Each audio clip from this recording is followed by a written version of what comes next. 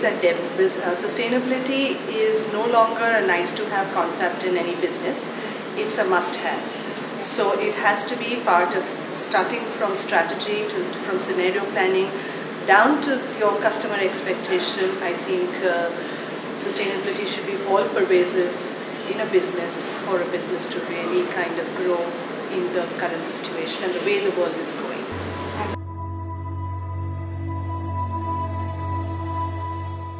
Well, it would differ from industry to industry, but one of the things that we have found as low-hanging targets really are bringing about energy efficiencies in our production lines with small interventions by the people on the ground. So, and that requires a lot of awareness. So once you generate awareness and once you tell people that they are part of a larger picture, they do get involved, and people on the ground do, and we have seen that those have been really good low-hanging fruits which have cost very little but have had high impacts, and that has really happened in energy efficiencies as well as in water efficiencies.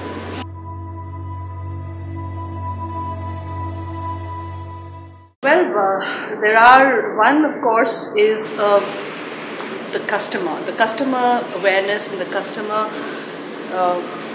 needs and wants, I would not say needs, but wants are changing, and as they become aware and as they demand green products, that's going to be one of the important driver.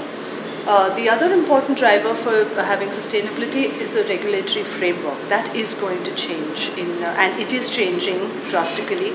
It is going to change more so, and therefore we need to kind of consider future regulation or immediate future regulation as an important driver for sustainability. And the third driver for sustainability really would be resource constraints. So we are already energy stressed, water stressed, food stressed. You can't ask for anything else. So therefore, constraint of resources is going to be the third most important, or is the third most important driver for driving sustainability in the organization. They're not necessarily in this order. They're all equally important.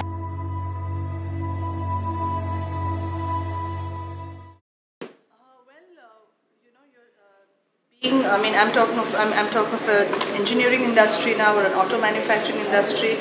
Innovation is the main plank. So, and therefore, and since we realize, and since we are kind of quite conscious of our impact of our products on the environment, and we are also conscious that how the regulatory kind of environment is changing, innovation is a bedrock of our growth. So whatever we do, we have to, and therefore, in fact, we have branded our sustainability initiative and called it alternative thinking. And alternative thinking is like innovating not only what you do in terms of engineering processes, but also other non-engineering processes, other business processes, like maybe it's logistics or, whatever that people need to do, or even commuting to work or whatever.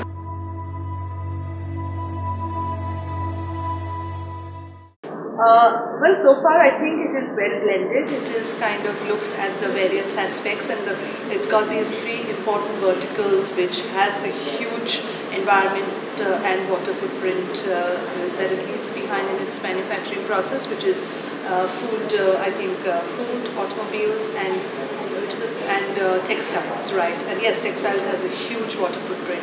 So I think the selection of these three verticals is kind of very good. So that gives a complete overview, a 360-degree view of what should be looked at. So that's kind of good.